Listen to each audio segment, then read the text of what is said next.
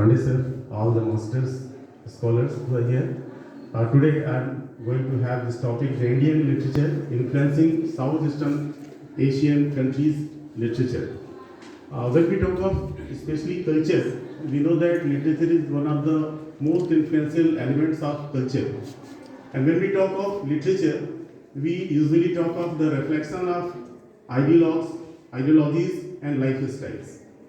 We all know whatever the lifestyle we live, if it is documented orally or in written form, in both forms, we have the most substantial resource as literature to know of the era, to know of the people. When we talk of the influence of Indian literature on the literatures of the countries those are there in Southeastern area, we have to see that the major impact that was on the literatures of those countries, they are there in Southeastern part.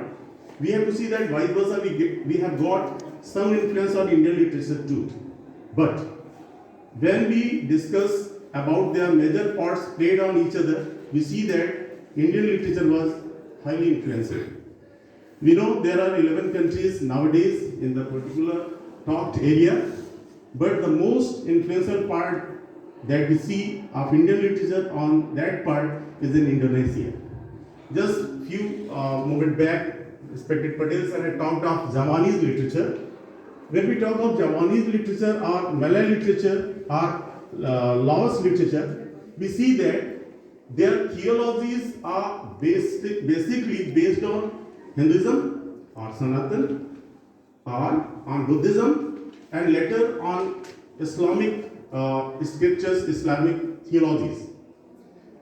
We talk about the Gupta period especially when social literature, especially written in Sanskrit. Yesterday when I was talking of the influence of languages on these countries, respected Pandey sir had quoted that Sanskrit was the substantial resource that impacted on the literatures of these countries. Later it came Pali, then Prakritic too.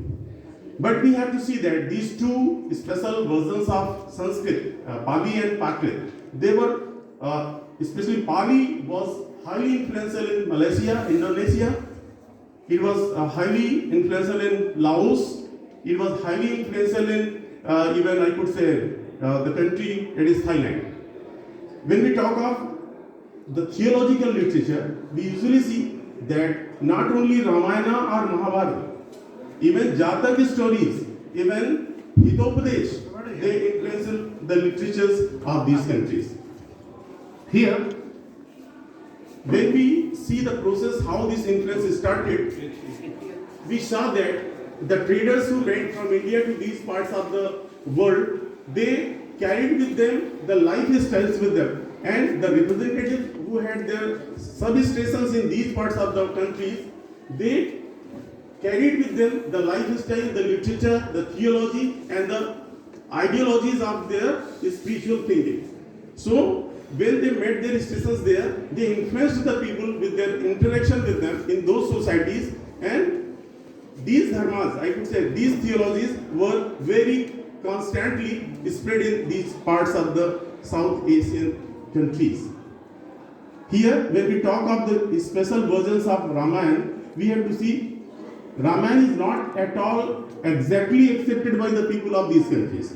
They have localized the stories. They have contextualized the stories of Ramayana, Mahabharata, Jatak stories and Hitopadesh. And when we talk of the other theological book of our country, why are not they so much influential in these parts? Because especially the stories of Ramayana or the stories of Mahabharata, they have localized these things because their lifestyle suited with the beliefs of these stories. If you talk of Manusmriti or other books, these books were not that much influential because the lifestyle, the people they had in those areas in those days, they were not too much congenial for the thinking written or inscribed in those religious books or literatures. So the people of Indonesia or Malaysia or Laos or Singapore or Cambodia, they accepted only those parts of these books, those were the suiting to their lifestyles, and they have localized the versions. Here I have some names like Ramkir in Cambodia, it is Kakab in Ramayana in Indonesia, Phra Lok and Phra Lam in Laos. In these stories, in these books, they have contextualized their own culture. All the characters that we have in Ramayana, they are there, but their names are changed according to their own native vernacular languages. So, Indian influence through literature went to those parts of the world, but the people who lived there, they contextualized, they localized these stories according to their own lifestyles. But if we talk of the substantiality of Indian literature in the literatures of those countries, it is there because the spirit of these books can be felt, can be perceived in the literature of these countries. Those are there in Southeastern part. So ultimately, I would like to tell that in some or other way, Indian literature was too much substantial and influential on the literatures of these countries, and in return, Indian people who were there, they brought their stories to their native land, and in some or other way, we can see in Manipur or in Sikkim or in Assam too, some practices, those are practiced in these countries, are still being practiced in our country.